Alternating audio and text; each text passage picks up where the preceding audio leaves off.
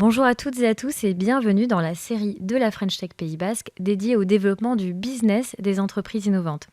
Aujourd'hui, je vous emmène dans les coulisses d'une collaboration réussie entre une start-up basque, Purnat, et un groupe industriel, Clogère. Aujourd'hui, la start-up basque Purnat a développé des technologies brevetées dans le traitement de l'air et sera représentée par Manon Vaillant, sa directrice générale et cofondatrice. Et au niveau du groupe Clogère, qui est un grand groupe industriel qui est spécialisé dans le traitement de l'air et du froid industriel, sera représenté par Olivier Canet, qui est le responsable de la business unit du traitement de l'air industriel. Je voulais également remercier Wikicampers qui nous accueille dans ces magnifiques locaux sur la Technopole Iserbel à Bidart. Sans plus tarder, je rejoins mes invités.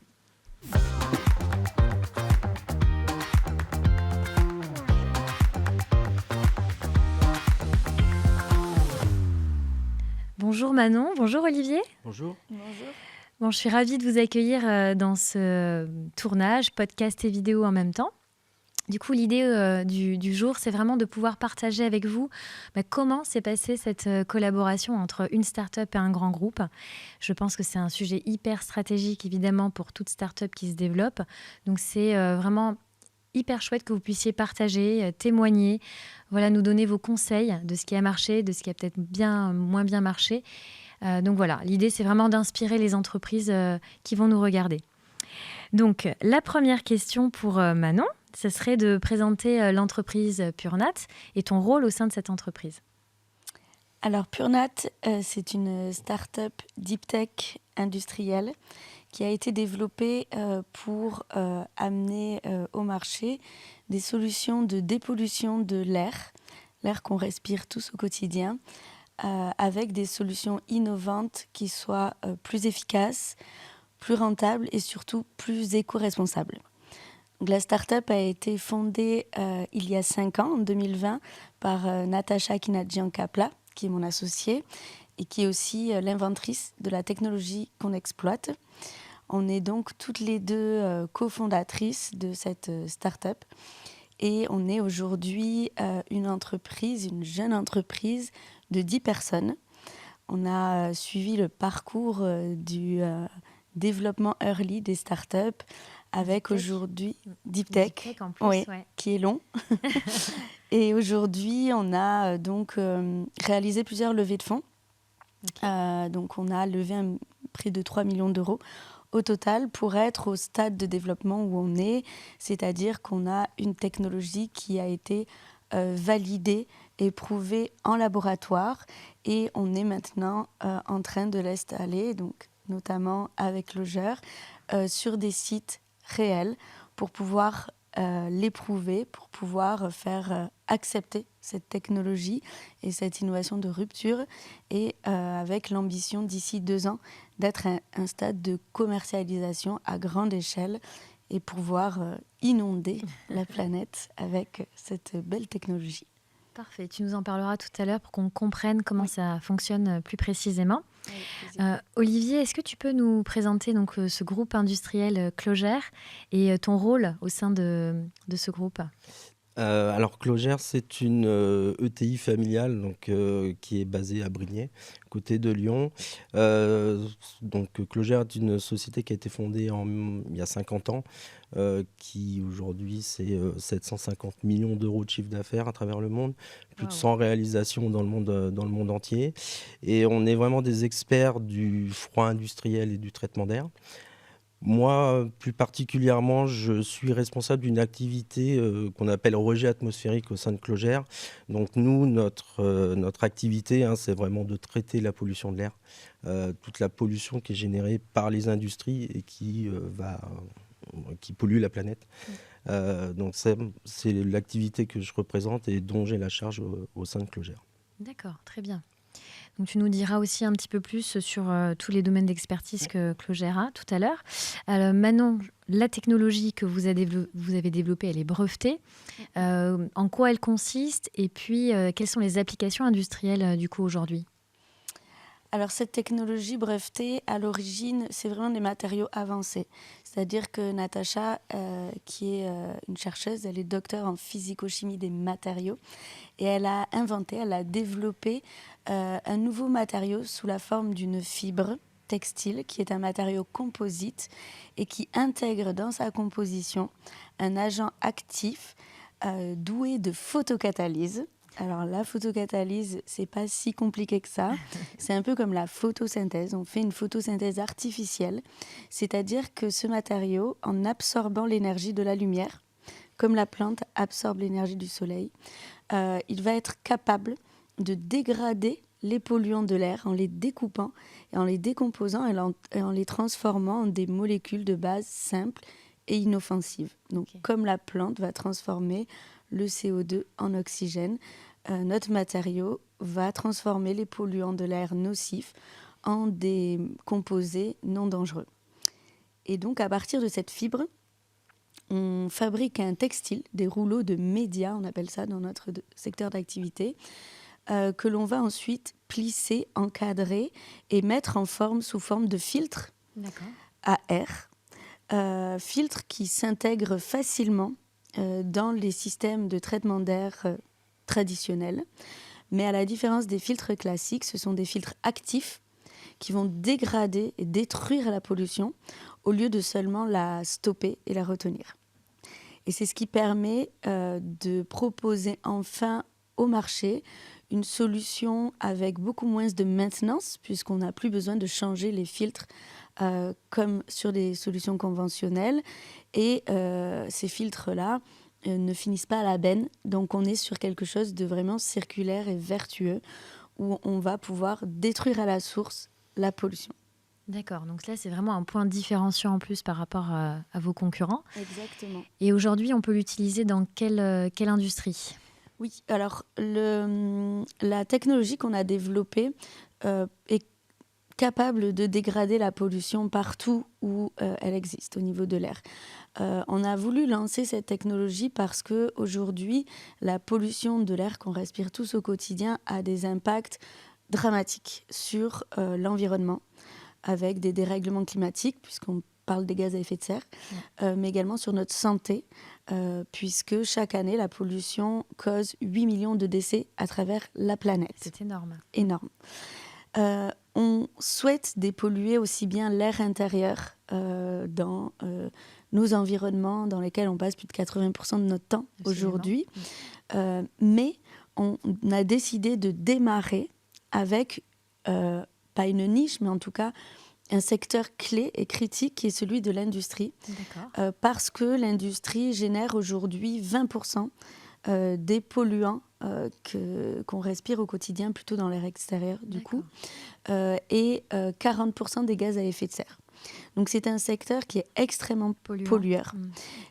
Et donc on démarre par deux endroits critiques qui sont le secteur de la fabrication chimique, qui est aussi le secteur du coup qui est le plus sous la pression réglementaire du fait de son fort taux de polluants rejetés, et le secteur agroalimentaire qui est lui malmené par des problématiques de crise sanitaire et qui est aussi l'un des secteurs phares où Clogeur est aujourd'hui leader. D'accord, très bien. Vous êtes positionné du coup aligné aussi avec Clogeur.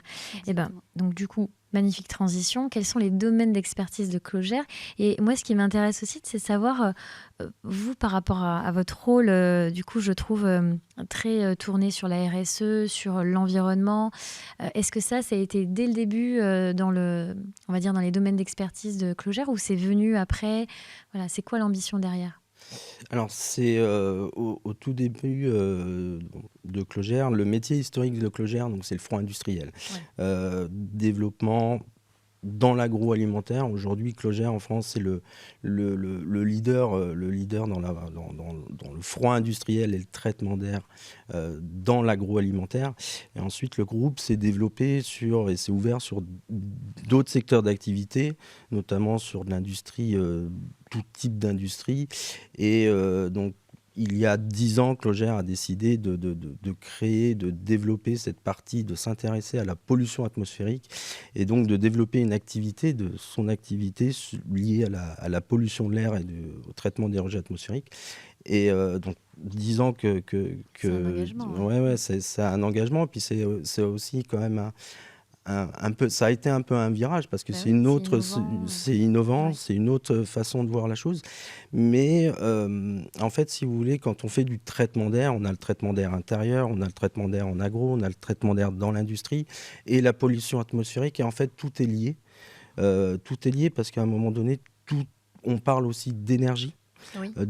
Quand on fait du traitement d'air, on vient aspirer de l'air, donc c'est de l'énergie. Et cet air, on l'envoie dehors, on le purifie, on l'envoie dehors, mais on l'extrait de l'intérieur. Donc, il nous Ouais. faut de l'énergie pour faire ça. Donc, si on peut avoir des technologies qui nous permettent de traiter de l'air, de le renvoyer dans des bâtiments d'un air traité, énergétiquement, c'est beaucoup plus intéressant que juste le traiter et de l'envoyer à l'atmosphère.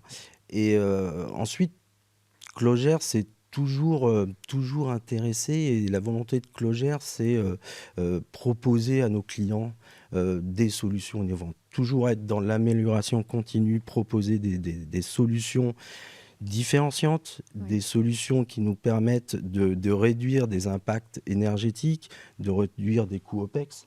C'est aussi une grosse, comment dire, c'est une grosse Oui, part dans les projets de se soucier aussi de c'est cette dans partie, l'ADN du coup de la boîte de, d'aller vers l'innovation d'aller toujours. vers l'innovation. Aujourd'hui, et c'est pour ça qu'on s'est intéressé, et qu'on a été, et moi particulièrement, charmé par Purnat. Et je crois que c'était en 2023, quand Ouais. on a fait le salon Polytech, où Ah ben Purnat a voilà. reçu le prix de l'innovation en 2023. On s'est dit, tiens, il y a une technologie qui a l'air intéressante. D'accord. Ok. Et du coup, c'est là où j'ai contacté Manon, on s'est mis en relation et on s'est dit, tiens, pourquoi pas essayer comment on pourrait intégrer votre technologie dans nos systèmes et puis essayer de remplacer un peu des technologies qui sont vieilles de 30-40 ans et puis d'améliorer en fait Ouais, et d'avancer vers d'autres vers technologies. d'autres technos. Ouais.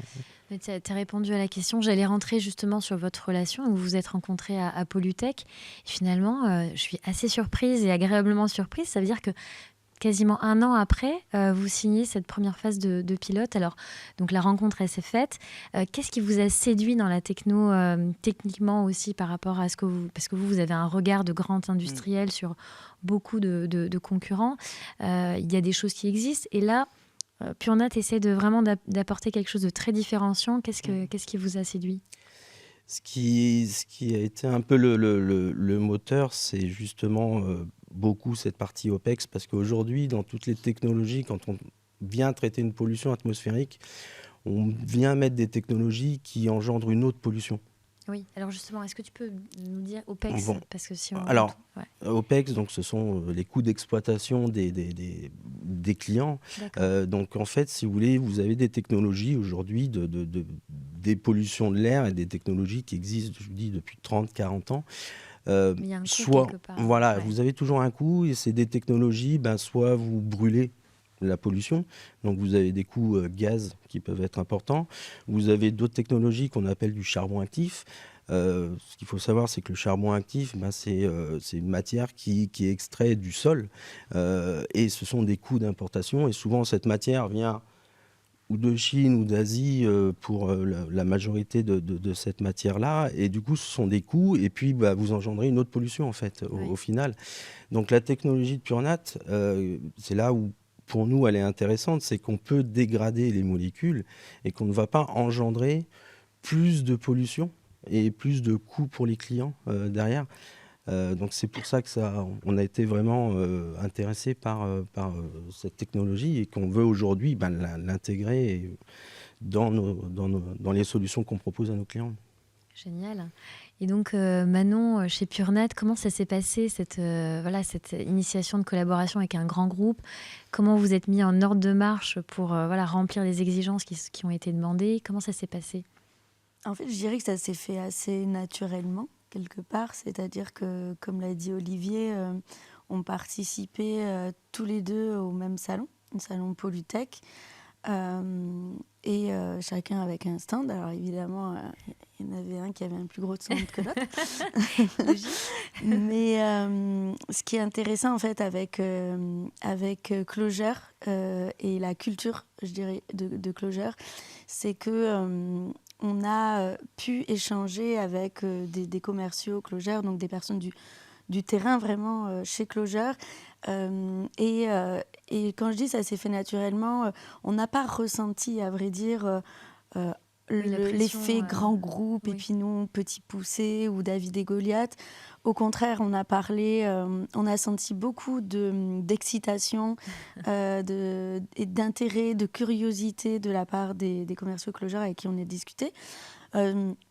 Ce qui fait qu'on a vraiment pu discuter un petit peu d'égal à égal, avec un peu, je dirais, l'amour de la technologie et l'envie de déployer de l'innovation. Et voilà. Et donc, c'était très orienté technique. Donc, il y avait quelque chose de l'ordre de la passion pour la technologie. Donc, c'était très agréable. Derrière, ça a débouché sur des réunions en visio, toujours avec des équipes très terrain de Clojure qui étaient très, très moteurs dans... moi, je vois très bien où je pourrais le mettre, est-ce que ça va apporter pour mes clients. Donc, c'était chouette, en fait, parce qu'ils ont vraiment instauré une dynamique positive. Et du coup, en fait, ce sont les commerciaux aussi derrière Clojure qui ont discuté en interne et passé le message et le mot au rang supérieur, je dirais, de direction Clojure et de responsable Clojure en disant mais voilà, nous on a vu cette techno, elle est super, il faut que vous alliez parler à Purnat et vous allez voir, c'est génial. Et c'est comme ça que ça s'est fait et qu'on a pu ensuite discuter plus longtemps avec Olivier et ensuite finalement se retrouver presque un peu comme ça du jour au lendemain à discuter avec le PDG Clojure qu'on n'avait presque même plus à séduire, qui fait confiance en fait à la vie de ses collaborateurs, qui ont dit c'est une bonne techno, il faut aller voir et regarder, avancer avec eux. Et donc on a eu des échanges avec la direction générale qui étaient pas si complexes et pas si pressurisantes, et qui étaient dans le sens de dire très bien. Maintenant, vous avez une belle techno. Nous, on est un groupe avec des moyens. Comment on fait pour trouver des synergies et faire en sorte ensemble que la techno devienne une réalité sur le terrain et soit éprouvée, acceptée et qu'on puisse la déployer ensemble. Voilà. C'est remarquable, c'est vraiment une stratégie pas bottom-up, mais du coup, pas top-down, mais bottom-up. Et ça, c'est à souligner parce que c'est vrai qu'il y a certains grands groupes qui font ça. Et souvent, c'est des bonnes idées qui en ressortent. Donc ça, c'est à souligner. Bravo pour la liberté aussi que vous donnez à vos équipes là-dessus. Ouais, c'est vraiment une volonté. C'est vraiment une volonté de la direction de Clojure, hein, justement, je dirais, Clojure est une grande famille. C'est un groupe familial, même si c'est très très gros en termes de chiffre d'affaires, on est quand même une grande famille. Et d'ailleurs, cette année, on a même, un peu intégré Purnat parce qu'on a participé, on a fait le salon CFIA, donc le premier salon en France des experts en agroalimentaire. Et Purnat était venu sur notre salon, donc on les a intégrés sur notre stand et pour justement faciliter les échanges avec les commerciaux de Clojure, mais aussi avec les clients. Génial. Parce que l'une des choses qu'il faut c'est de proposer aux clients ces choses-là. Donc on avait les clients qui venaient, qui échangeaient avec Purnat, et Purnat avait la possibilité. Donc voilà, c'est une grande famille et on a offert la possibilité à Purnat d'être beaucoup plus visible auprès de nos clients. C'est une ouverture d'esprit, ça aussi, de vous inclure à toutes les étapes déjà commerciales. Ouais. Et justement, vous avez ensemble signé, donc l'année dernière, en fin d'année dernière, 2024, donc un partenariat pour une phase pilote. Alors, est-ce que vous pouvez me dire en quoi consiste cette phase pilote ? Qui se lance ? Je veux bien. Allez. Et oui, effectivement, alors pour la petite histoire, donc la rencontre, on est à Polytech en 2023 et puis la signature du premier jalon, on est à Polytech en 2024. 2024. Voilà, donc un an après, il y avait ce petit clin d'œil en lieu et place de notre rencontre. Et donc le stade où on est aujourd'hui, c'est un premier jalon nécessaire à la fois pour tester la relation, la collaboration, à la fois aussi pour co-construire comment on va travailler ensemble. C'est-à-dire qu'au départ, ce qu'on sait, c'est qu'on veut travailler ensemble. Ce qu'on sait, c'est que la synergie, elle est prometteuse et que ça va fonctionner. On a des convictions. Par contre, on n'est pas encore au stade où on sait exactement comment. Et tout ça, on va le co-construire. Et en fait, cette phase qu'on a décidé de mettre en place un peu pilote, elle consiste à ce que Clojure nous ouvre quelque part leur portefeuille de clients et qu'ensemble, on aille mettre en place la technologie PureNat intégrée à des systèmes Clojure sur des sites industriels et on monitore. Ça veut dire qu'on va venir mesurer l'efficacité de la solution PureNat intégrée par Clojure sur site industriel. Ce qui va permettre d'aussi ensemble travailler sur l'opération séduction auprès des clients et que les clients puissent juste que constater que le PureNat intégré par Clojure, ça fonctionne. C'est durable. Voilà, c'est du concret, ça marche sur un modèle pilote, donc souvent c'est à petite échelle. Et ce qu'on veut, c'est ensemble pouvoir faire, voilà, comme ça, la preuve par l'essai sur plusieurs sites pour qu'on sente que voilà, il y a quelque chose qui se passe et qui va amener à du business. Parce que bon, Oui, c'est l'objectif quand même. Tout à fait. Et du coup, que ça nous permette aussi d'intégrer finalement quelque part les utilisateurs dans ce qu'on appelle le customer centric aussi, on prend en compte leur feedback et comment ça peut être le plus simple et le mieux pour eux. C'est une opportunité aussi pour vous pour améliorer... construire ensemble en fait notre modèle de fonctionnement dans le sens où on est un semi-produit intégrable et Clojure fait du produit fini et va venir installer, entretenir le système complet. Donc c'est important que Clojure aussi, qu'on soit tous ensemble en fait dans cette phase pour qu'on puisse former Clojure à la manipulation, à l'intégration et à l'entretien de notre techno, de manière à ce que quand on lancera un contrat cadre et une collaboration plus aboutie, on ne devienne quelque part PureNat plus qu'un fournisseur, mais que Clojure soit complètement formé et complètement apte à manipuler et à déployer la technologie PureNat. Très bien. Et Olivier, donc du coup, comment se passe cette intégration de la techno, de ce tissu breveté dans les appareils Clojure aujourd'hui ? On a fait des tests chez nous. Donc on passe par des phases de tests parce que c'est un défi d'intégrer une technologie innovante dans des appareils ou des solutions et contre des solutions qui existent qui sont déjà brevets, voilà. Et donc on passe par cette phase pilote, donc on fait des tests chez nous, on a mis chez un de nos clients, on a fait une installation pour traiter de... Alors là c'était plutôt un problème d'odeur dans des bureaux. Donc on a mis la technologie PureNat et les résultats qu'on a sont très positifs parce que le client est très content. Donc voilà, ça passe par des exemples concrets. Les tests pilotes sont...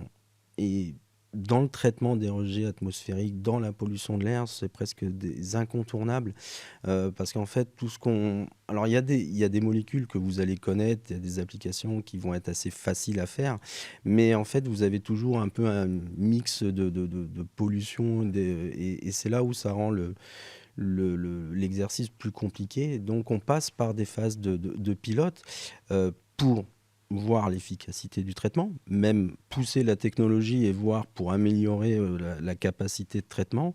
Et puis l'autre chose, c'est s'engager. Parce qu'aujourd'hui, la plus grosse difficulté, et j'imagine pour une start-up, c'est encore plus difficile, c'est que les clients veulent quoi? Veulent acheter une solution, mais ils veulent le résultat, ils veulent pouvoir. Et donc, nous, on doit s'engager. Et Clogère a une vraie volonté, quand on vend des installations, c'est de s'engager.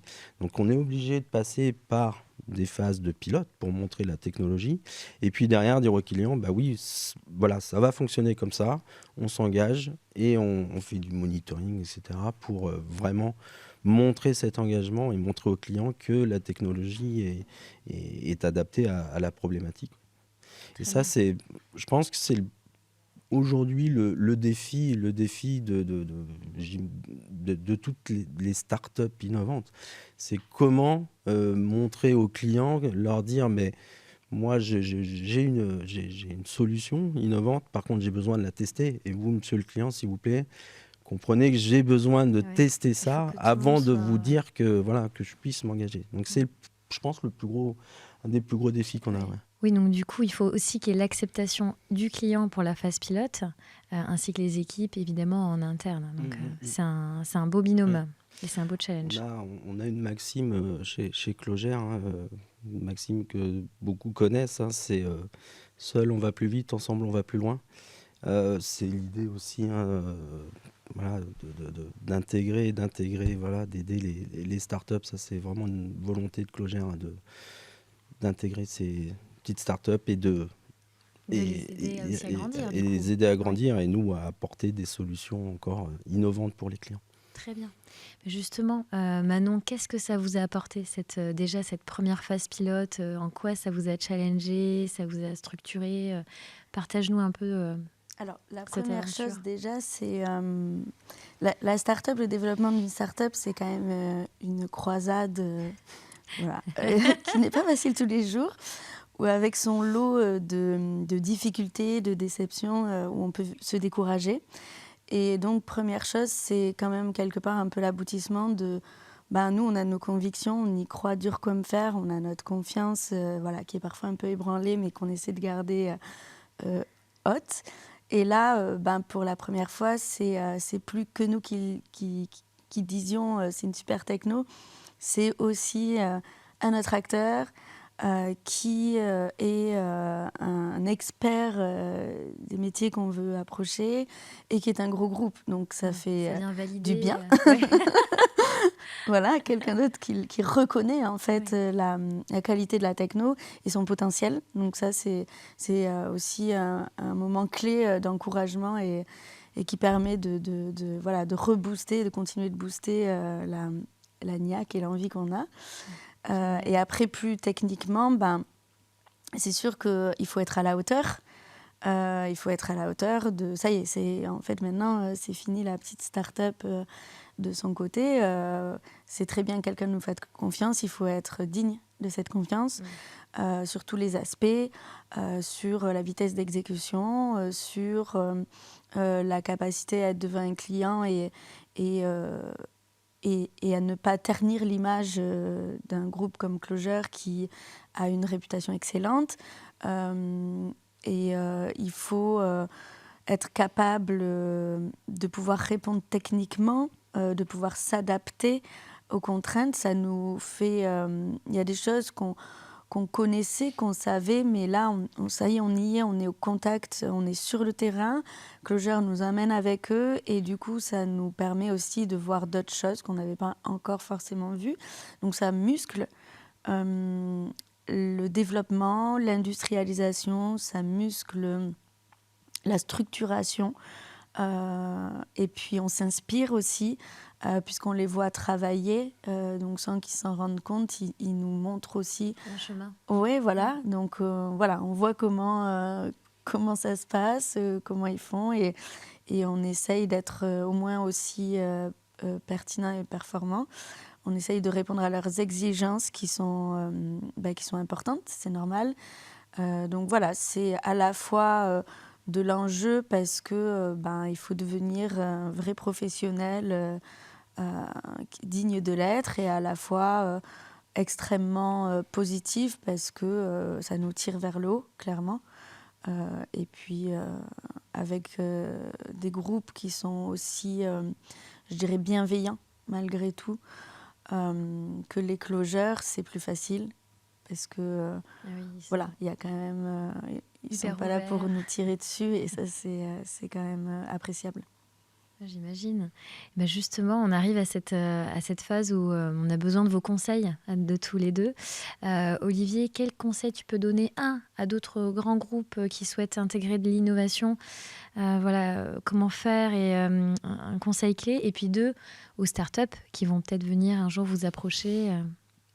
Il y a un mot commun, oser. Pas avoir peur, aller se dire oui, oser, et d'autant plus, je veux dire, quand on est parler un peu cocorico, mais d'autant plus quand ce sont des startups françaises. On est un groupe français, donc ne pas se mettre, tenter, oser, faire confiance. Je pense que c'est ça le mot d'ordre, et marche un peu pour les deux, même. J'imagine pour start-up, c'est oser approcher un grand groupe, oser y aller en fait. Tout à fait. Et c'est vrai qu'en plus, il y a une écoute sur la souveraineté aujourd'hui technologique, donc oser, il faut y aller. Ouais, pour moi, c'est ça, ouais. Parfait. Manon? Moi, je dirais que c'est aussi ne pas se dévaloriser. C'est-à-dire que je disais que voilà, c'est appréciable d'avoir un grand groupe qui est bienveillant et qui... comprend qu'on a encore besoin de progresser. En revanche, il ne faut pas non plus, pour moi, adopter une attitude où on se dit c'est un grand groupe, merci et on vous doit tout. Parce qu'en fait, la relation, elle doit être équilibrée, peu importe la taille, peu importe l'expérience. Le grand groupe a beaucoup de choses à apporter à la start-up, mais il ne faut pas oublier, et les start-upers ne doivent pas oublier, qu'ils ont aussi énormément à apporter à ce groupe-là, et que si le groupe a envie de collaborer, c'est parce qu'il le sait. Voilà. Et donc, l'innovation, ça a de la valeur. Souvent, les grands groupes n'ont pas forcément les moyens d'être par eux-mêmes aussi innovants. Et voilà, et c'est vraiment ça. Il y a Garder la confiance, ouais, c'est ne pas se dévaloriser en fait. Et on sait qu'il y a un équilibre et que chacun a quelque chose à amener à l'autre. Ouais. Et je pense que la relation, elle peut fonctionner que si on garde cette posture dans un sens comme dans l'autre. Sinon, comme j'ai pu le voir, et notamment aussi nous avec des tentatives avec d'autres groupes, quand le groupe, je dirais, abuse un peu de sa taille pour dire à la start-up, ben oui, moi je veux bien collaborer avec toi, mais tout ce qu'on va faire ensemble, ça va finir par m'appartenir, et un peu écraser en fait le fait que ben non, en fait on a développé, on est à l'initiative, ça nous appartient. En fait, il ne faut pas avoir envie de se dire qu'on a coûte que coûte besoin du groupe au point de pas garder la propriété de ce qu'on a développé, et des choses comme ça, parce que c'est beaucoup trop dangereux justement au stade où on est quand on est start-up. Et le risque, c'est que si le groupe, pour moi, il n'est pas fair, et s'il n'est pas capable de respecter ça, peu importe la taille qu'on a, il ne faut pas faire de deal avec. L'intention, elle n'est pas bonne, la culture, elle n'est pas bonne, l'ADN, elle n'est pas bonne. Et même si c'est un premier jalon et dont la start-up a besoin, en fait, c'est s'apporter trop de problèmes plus tard dans une collaboration long terme. Et je pense qu'il faut absolument penser à trouver des partenaires qui partagent des valeurs communes. Et voilà. Et ça se vérifie vraiment dès le départ. Il faut faire attention. Voilà. Très, très intéressant. Cette posture du grand groupe, la posture également que la start-up doit avoir dans cette collaboration. Donc, je vous remercie d'avoir partagé votre retour d'expérience, et on voit à quel point votre collaboration elle illustre un échange de confiance, de valeurs, et en même temps d'audace, puisque le grand groupe il ose aussi intégrer, le proposer à ses clients, et la start-up ça l'encourage, ça la booste, comme tu disais Manon. Donc vraiment merci beaucoup à vous, merci Olivier. Merci à vous. Merci. Merci d'être venu de Lyon pour Merci, ce pas de tournage. souci. C'est hyper cool. Merci. Merci Manon. Merci, Mila. Et que du bonheur pour la suite de ce développement et de ce partenariat.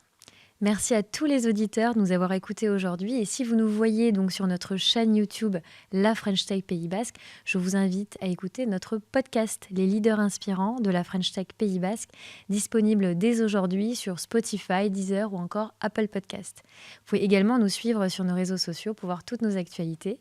Merci encore à Wikicampers qui nous reçoit dans ce magnifique lieu. Et je vous dis à très vite pour la prochaine émission.